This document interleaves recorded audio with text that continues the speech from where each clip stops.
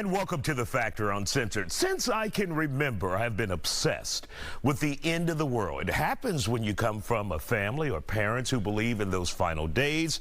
It's apocalypse for some. That's why this topic intrigued me so much. A report on Fox News, and before you throw your hands up and say them again, take a listen. That report indicates we are in fact in our last days as a civilization in America, not the world, but these United States. They gathered a panel of academics, sociologists, and other experts. Those professionals said America is unrecognizable and heading for a collapse. Now, here's what we know to be fact. Experts have been sounding off warnings about global warming, the economy, toxic politics, and worse yet, war. In the past, we have seen the disappearance of the Roman Empire, the Egyptian Empire, the Aztecs, and many more great civilizations that are no longer around. Are we on the path to self-destruction, or is this the right-wing propaganda that it could be? Let's take a look at their report on Fox News. There's some days I wake up and read the news and look around me and say, I don't recognize this country anymore. We're in a very bizarre and unprecedented situation in our civilization today, which is we are turning on our own legacy and declaring it evil, oppressive, without any redeeming characteristics. I'm extremely worried about the state of the nation. It's especially true when you have kids, as I do. The kind of country I want them to live in is not the country that we have now and not the country that we're going into. The United States of the 1980s has pretty much vanished. We're now entering a new period of unprecedented economic and social and cultural change. And our experts are here on The Factor Uncensored. We have doctors Dietrich von Bietenfeld, Dr. David Branham, and Dr. Vita Robertson here from the University of Houston downtown to talk about this. So first of all, I sent you guys that report. What's your opinion on it? Do you think it's right-wing propaganda, or we could be headed down that path as a country? Dr. Robertson, let's begin with you. Well, I really appreciate your question, but I'd like to nuance it a little bit. It is both possible, and I believe that this is both right-wing propaganda, and the U.S. is in a moment of international decline. The Fox News report is primarily focused on cultural issues, that we are not the America of the 1980s. You know, the good old days when Reaganomics would allow black people to go poor, or you could just grab any black man off the street and frisk him and arrest him for no reason whatsoever. Those days, yes, are officially over, and we're really glad that they are over. However, internationally, we do have to think about the rise of China and the economic enterprise that they are engaged in Africa and in Central America. We do have to think about our politics and the way it's become toxic. So I think culturally we are moving in the right direction. We are becoming a more inclusive society, and that's why we're seeing a lot of the right-wing propaganda offering us these straw men in order to scare us back into the old lines of thinking. Dr. David Branham, your thoughts on the report, and also where do we stand in this country right now? Well, I agree with Vita's first sentence, and then I started kind of declining on the agreement after a while. But and don't be afraid, speak your mind here on The Factor. Of course. Because it's true. I think it's both it's a right-wing propaganda, and it's some reality here. And I think it's something we need to watch out for. I mean, the big issue to me in this country is our incredible spending that we do in the federal government. We're $31 trillion in debt. If you don't know what $31 trillion is, it's almost $100,000 for every man, woman, and child in this country. We are in trouble economically. And so I am concerned about that. I'm concerned about my children. I mean, Vita and I were talking about our kids when we walked in. We worry about our kids all the time, and our kids are doing very well. The average person, though, Dr. Branham, would say, well, we're the United States. Why can't we just print more money? You can print more money, but that means the money's worth less. And if you print money, you start losing economic viability when you do it.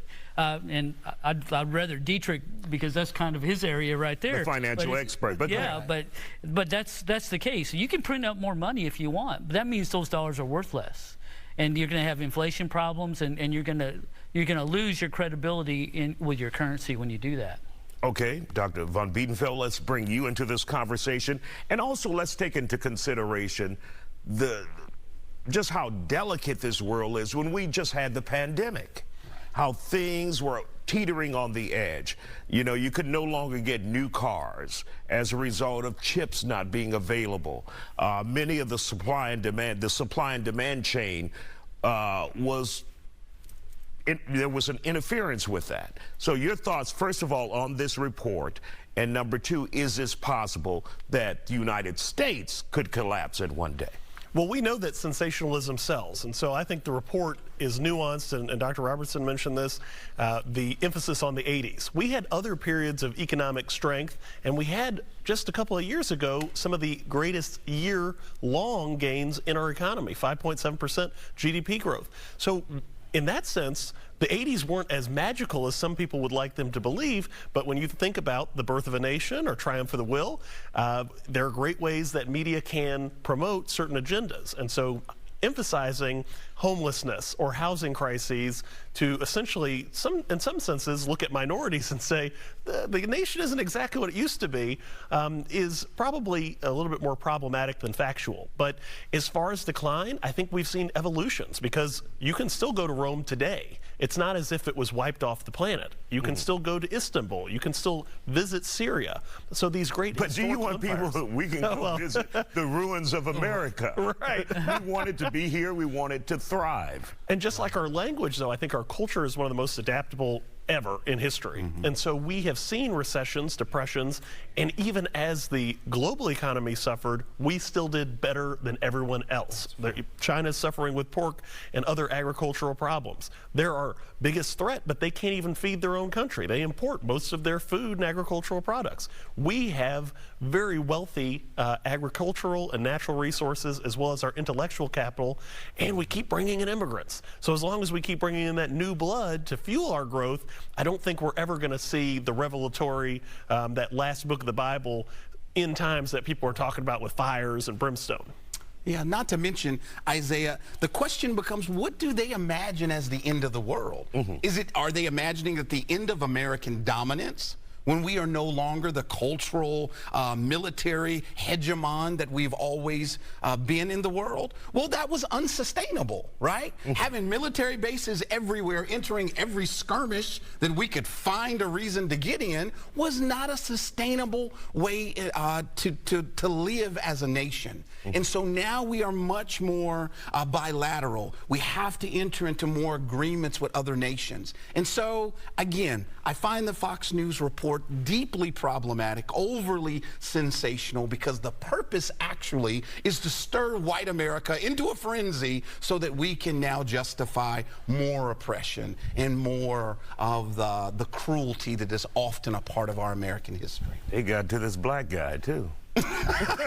All my life I had to fight. Whoop. And welcome back to the Factor Uncensored. Guys, there are a lot of mitigating factors that could impact or could cause the collapse of the world. We're talking about this Fox News report, and is it likely? Now, we recently heard from not recently, in '73, MIT did a report indicating that the collapse, the end of the world could come, not the end of the world like apocalyptic, but could come in 2040. Any belief in that report? And you're talking about MIT, and then KPMG came back and said, they're right. It could come even sooner. A lot of these reports are based on static information, and so if you live in a vacuum and you never evolve or you never transition your technology or resources or even your utilization and consumption, then yeah, okay, that could happen. But even as we look at climatological shifts that have happened throughout the millennia, we know that we've started to increase our production capacity. We've started to change our dietary patterns. I'm still eating steak every other night, but that's probably because somebody's having tofu, so I appreciate their sacrifice.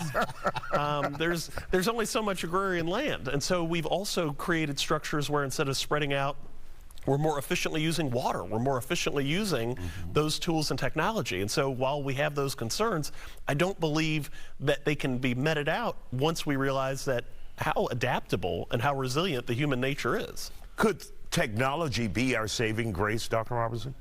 I think so. In a sense, we are becoming, as our brother beautifully explained, we are becoming more efficient and more effective. And I think we're becoming much more aware. And so I think technology is at the heart of a future understanding of ourselves. However, I don't think it can save us. Our patterns of capitalism, of consumerism, and of mass consumption are just unsustainable. We now have more people on Earth than we've ever had before. And so we have to think about, how do we live in a world that has a limited amount of resources and now opportunity, and yet we are increasing the number of lives that needs to sustain. So technology is going to take us a long way, but we equally have to make a fundamental mind shift. We got to change the way that our relationship with nature and the world in order for us to be back in harmony. And Dr. Branham, this is your area of expertise. How dangerous can politics be?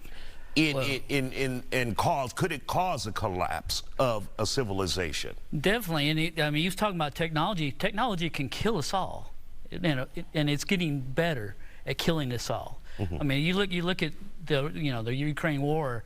Russia can throw a hypersonic missile in there and do incredible damage, and that's a type of weapon that can destroy civilization very quickly. Not to mention the nuclear warheads and so forth that we have. So our technology could be what actually destroys us. So when it comes right down to it, we have to be responsible. Everybody has to be responsible. If a nation is going to survive, you have to have respect for differences of opinion. You have to have that respect, and we are losing that. We are losing that in this nation. You see so much of it being where the news organizations are, trying to do their best, absolutely, and try to rile. I mean, Biden's talking about they're trying to rile the right wing. Well, CNN, MSNBC, they're trying to rile up the left wing, and that emotion gets people going, and they see that, but it divides us, and we need to have respect for each other, regardless of our views. And there was a point in this country where all people were talking about was politics, and they took political lines instead of being your neighbor or someone you're just having a disagreement with. It becomes political all the time. It does, and if you can't deal with somebody who disagrees with you, then you have a problem as a citizen of a country. You can't be a citizen of a country unless you can get along with those that disagree with you.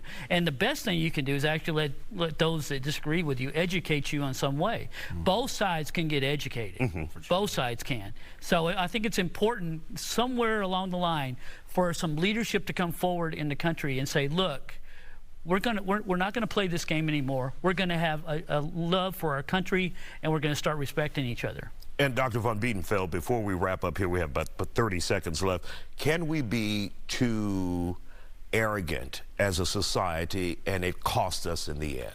100%. And we're seeing this with the mention of printing money. Without a gold standard, it becomes worthless because it has no tangible value. So we definitely can see this hubris be the pride before the fall as we don't take our enemies seriously, and the idea, oh, everyone loves us. Not everyone loves us. All right. We want to thank you all for joining us here, the thinkers, the minds, on the Factor Uncensored, to indulge in my obsession with the end of the world. I guess we're going to survive.